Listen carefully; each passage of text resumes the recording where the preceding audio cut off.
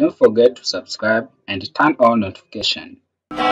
Okay guys, how are you doing? I hope you're doing well. Welcome to our YouTube channel. In this tutorial we are going to learn how we can connect Servo Motor in Raspberry. So make sure you have Servo Motor and Raspberry, right?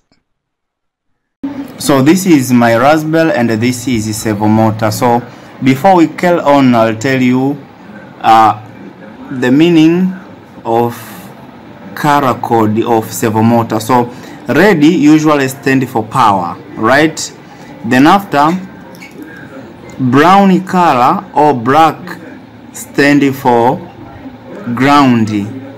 Then after, yellow, white, orange or blue stand for data. So the sequence of plugging in Servo Motor wires, we start with power wire, then after GND, then after we finish with data. So here, make sure that your Raspberry is standing the same as my Raspberry. So we start to plug in wire for power.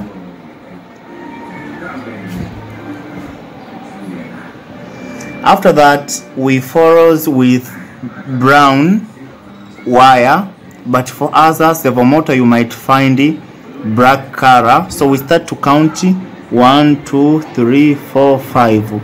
So in the second row here 5 1 2 3 4. Then after we finish with wire for data, which might be yellow, orange, blue or white. So I put it in pin number 6. Now we have successful plug in Servo Motor wire into our Raspberry. So now we are going to press enter so as we can see. As you can see, our Servo Motor is running, right? So this is how we can connect the Servo Motor wire in Raspberry, right? So thank you.